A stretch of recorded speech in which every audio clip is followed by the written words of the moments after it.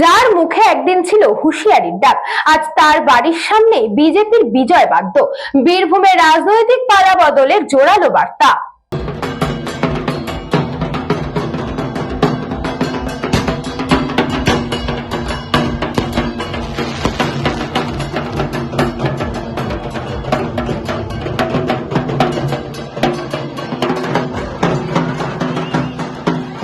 একসময় বীরভূমের রাজনীতিতে আতঙ্ক, দাপট ও বিতর্কে সমার্থক হয়ে উঠেছিল অনুব্রত মণ্ডলের নাম।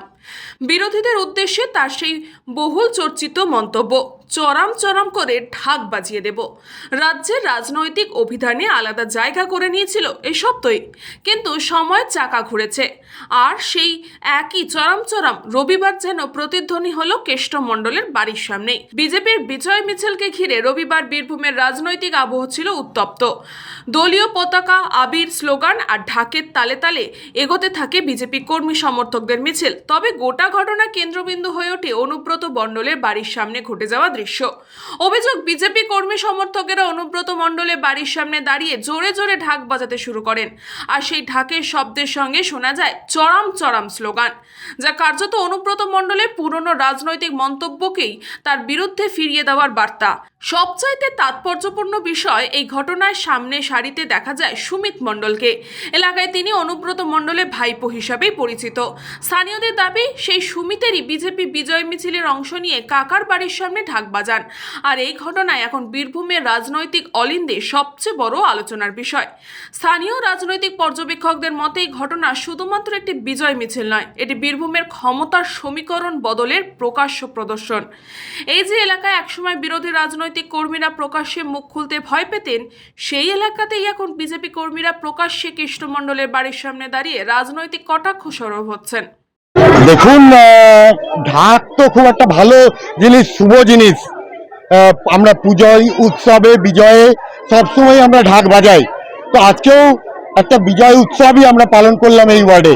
তার সাথে সাথে আমরা এই ওয়ার্ডের মানুষকে অভিনন্দন জানালাম, যেভাবে এরকম নামি দামি তৃণমূলের নেতা থাকতেও 1500-র বেশি লিডে আমাদেরকে জিতিয়েছেন, তাই আজকে ঢাক বাজালাম।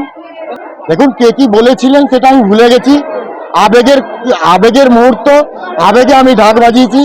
আর একটা ইতিহাস আমার মনে পড়ে, এই ঢাক বাজানোর জন্য এক দুর্গাপুজোয় ওই চত্বরেই একদিন ঢাক বাজিয়েছিলাম বলে পরের দিন আমাকে থানার পুলিশ তুলে নিয়ে গিয়ে জেলে ভরেছিল, 49 দিন জেলে রেখেছিল। তার সাথে সাথে 5 বছরের জন্য চাকরিতে সাসপেন্ড করে রেখেছিল। তো জীবনে অনেক ত্যাগ করেছি। আজকে সেই দিনগুলো মনের স্মৃতিকোঠা থেকে বেরিয়ে আসছিল, আর আবেগ ঢাকের বলি হয়ে বেরিয়ে আসছিল।